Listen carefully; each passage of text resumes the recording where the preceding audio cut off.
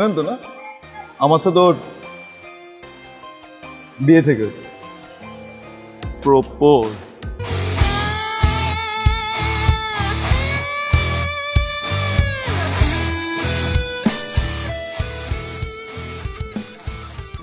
কি ব্যাপার, হঠাৎ করে তুমি আমাকে ফোন দিলা?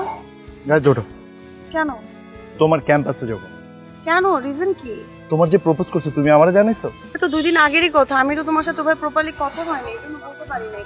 তুমি তো ব্যস্ত ছিলে, আর অলরেডি আমি তাকে বলে দিয়েছি, সে জানে আমাদের রিলেশনের কথা। কি জানে? হ্যাঁ কি জানে? ও কি জানে আমরা এনগেজড? হ্যাঁ সেটাও আমি বলে দিছি। প্রুফ কি? এখানে প্রুফের কি আছে? বলা কথা, প্রুফের কি? চলো তুমি আমার সামনে বলবা। চলো চলো। আমি তো ওঠো। বলে দিছি না, আমি ওঠো। বলছি। আমি এখানে কোনো শাউট করতে চাইতেছি না, ঠিক আছে? Hope you got it. হ্যাঁ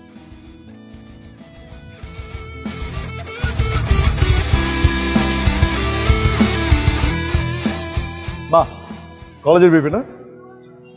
কেমন চালেন কলেজ?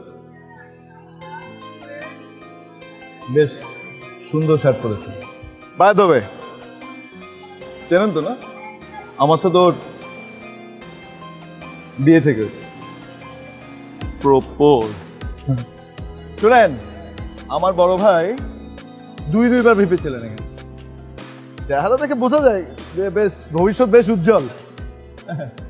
কোনো হেল্প লাগলে কিন্তু বলবো আমার। হ্যাঁ ব্রাদার, যে কোনো হেল্প। আমার চাচা কিন্তু এখানকার এমপি, রানিং এমপি। হ্যাঁ, ক্যাম্পাসের সবাইকে বেশ দেখাশোনা করে রাখেন, খুব টেক কেয়ার করেন না? এইসবই হওয়া উচিত একটা ভিপি। বলবেন কোনো হেল্প লাগলে। আর হ্যাঁ, বলতে পারেন আমাদের বিয়ের অগ্রিম দাওয়াত দিতে আছে, ঠিক আছে? কোনো হেল্প লাগলে অবশ্যই জানাবেন। হ্যাঁ,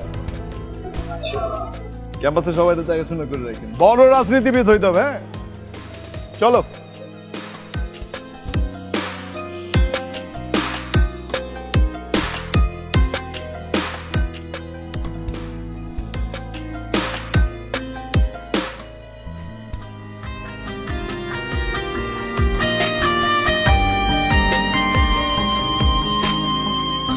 হেরে গিয়েও আমি আবারও জিতে যাই যদি তোর মুখটাতে একটু হাসি পাই।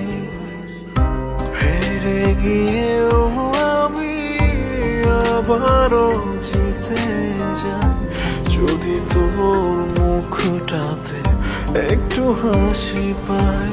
অভিমান থাকলো